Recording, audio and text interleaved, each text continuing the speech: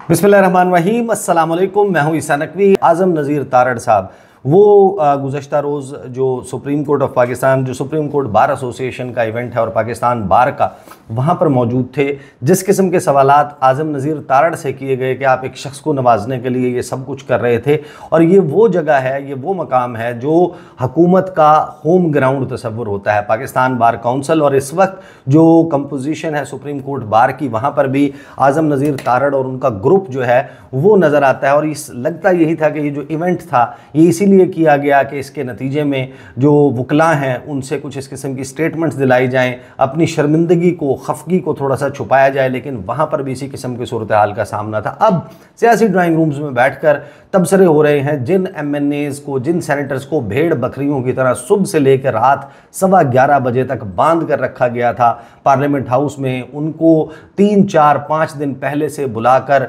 उनके शहर इक़्तिदार से, इस्लामाबाद से निकलने पर पाबंदी लगा दी गई थी। अब वो भी तबसरे करते हुए नज़र आ रहे हैं कि ये किस किस्म का डिज़ास्टर हमने किया। देखें, मुस्लिम लीग नून इस वक्त जिस किस्म के ख़तरे से दो चार हो चुकी है, पब्लिक में सपोर्ट वो ऑलरेडी खो चुके हैं और उनके अपने लीडर्स जो हैं वो अब ये शक करते हुए नज़र आ रहे हैं। आपको याद होगा कि मैंने on the basis of information अपने सोर्सेज को कोट करते हुए बताया था कि जब एक रात पहले वज़ीर आज़म ने इशाइया किया था इस तरमीमी मुसव्वदे के पेश किए जाने से पहले, जुमे की रात को जो उन्होंने इशाइया किया था, उसमें कुछ अरकान ने वज़ीर आज़म से ये सवाल किया था कि क्या ये हमारे पास तो 2/3 अक्सरियत नहीं है, तो हम क्यों इस किस्म का रिस्क लेने जा रहे हैं, हम ये तरमीमी मुसव्वदा जो है आइन में तरमीम का ये पेश करने जा रहे हैं पार्लियामेंट में। उस पर वज़ीर आज़म ने यह कहा था कि आपको लगता है कि हम बेवकूफ़ हैं, अगर हमारे पास नंबर पूरे ना होते तो हम ये सोच भी कैसे सकते थे कि हमको आईनी तरमीम जो है वो लाने की कोशिश करेंगे। इस वजह से एक कॉन्फिडेंस मौजूद था मुस्लिम लीग नवाज़ और उसके लोगों में।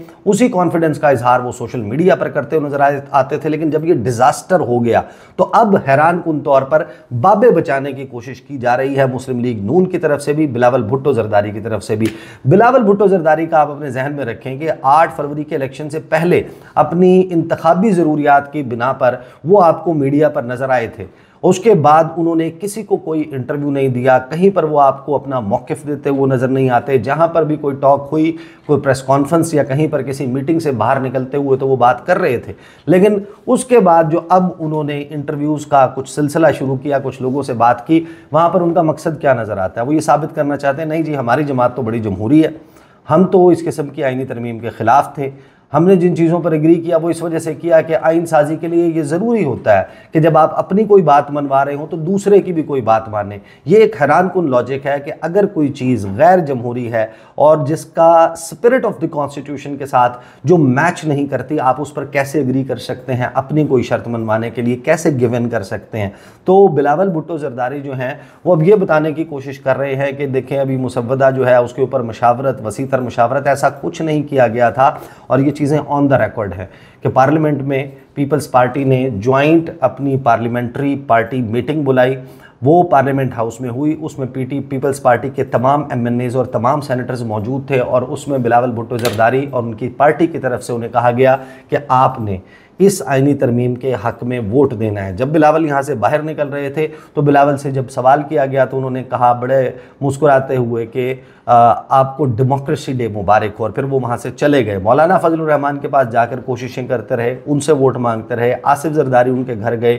उन्होंने वोट मांगने की कोशिश की, मौलाना को मनाने की, बहलाने फुसलाने की कोशिशें जो है वो पीपल्स पार्टी करती रही। और जब उसमें नाकामी हुई तो आज बिलावल जो है वो ये साबित करने की कोशिश कर रहे हैं जैसे उनकी जमात का मौक़िफ़ थोड़ा मुख्तलिफ था। अब आ जाए मियाँ मोहम्मद नवाज शरीफ के हवाले से जो अफवाहें फैलाई जा रही हैं, अगरचे मैं इसके ऊपर एक तफसीली वीडियो कर चुका हूँ कि मियाँ साहब जो है वो राज़ी नहीं थे। मियाँ साहब की ये कामयाबी है कि आईनी तरमीम पास नहीं हुई, इसका क्रेडिट मौलाना फजलुर रहमान के साथ मियाँ मोहम्मद नवाज शरीफ को भी चाहता है। और साथ ही इसका मतलब ये है कि मियाँ साहब ने कोई ऑलिव ब्रांच जो है, कोई जैतून की शाख जो है वो बढ़ा दी है पाकिस्तान तहरीक इंसाफ की तरफ। और अब ये देखना है कि तहरीक इंसाफ इस पर क्या जवाब देती है। अब मियाँ साहब के हवाले से मुस्तनद ज़राए से अब ये चीज़ें रिपोर्ट हो रही हैं। मैं मंसूर अली ख़ान को भी देख रहा था जिन्होंने अपने सोर्सेज की इंफॉर्मेशन की बेसिस पे कहा कि मियाँ साहब ने ख़ुद टेलीफोन उठाकर मुतअद्दिद लोगों को फ़ोन किए और उन्हें कन्विंस किया कि आपने हर सूरत में इस तरमीम के हक़ में वोट डालना है। बलूचिस्तान के कुछ रहनुमाओं का उन्होंने तज़किरा किया, मौलाना की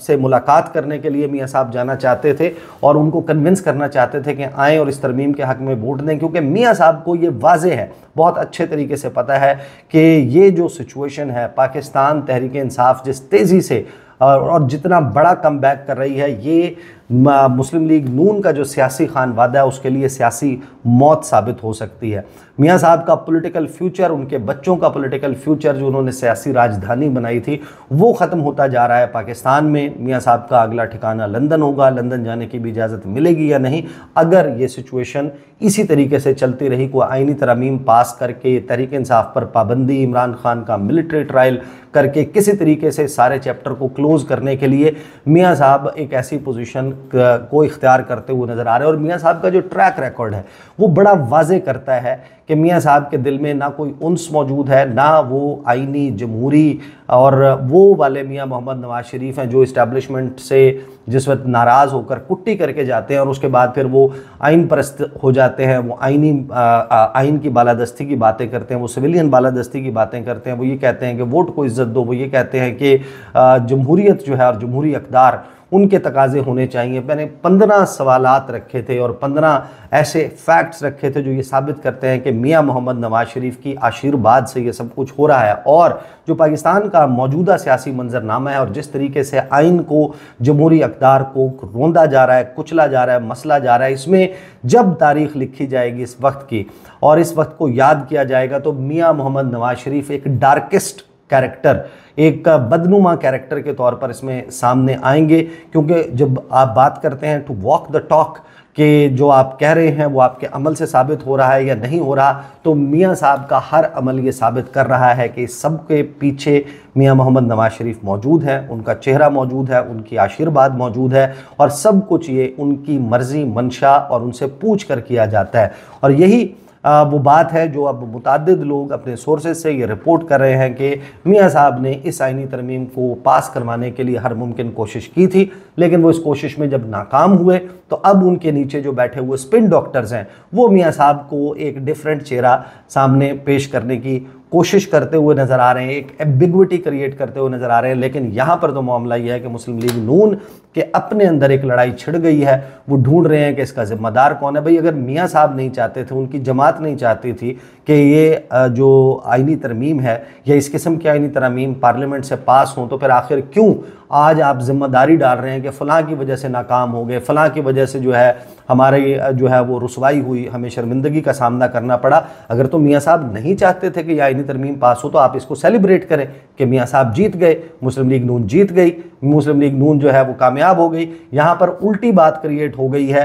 कि राना सनाउल्लाह से लेके ख्वाजा आसिफ से लेके जो थोड़े से नाराज़ लोग हैं, शेख रुहेल असगर जैसे, ये ओपनली एक दूसरे के ऊपर इल्ज़ामात लगाते हुए नज़र आ रहे हैं कि फ़लाँ की वजह से नहीं हुई, फ़लाँ की वजह से नहीं हुई, ऐसा कर लेते हो जाती, मुझे टास्क दे दिया जाता तो हो जाती, क्योंकि उसने कह दिया था तो हमने ट्रस्ट कर लिया। ये वो सूरत हाल है, मज़हक़ का खेज़ सूरत हाल जो इस वक्त वफाकी दारुल हुकूमत इस्लामाबाद और पाकिस्तान के सियासी मंजरनामे पर क्रिएट हो चुकी है। अब तक के लिए इतना ही, मुझे इजाज़त दीजिए, अल्लाह हाफ़िज़।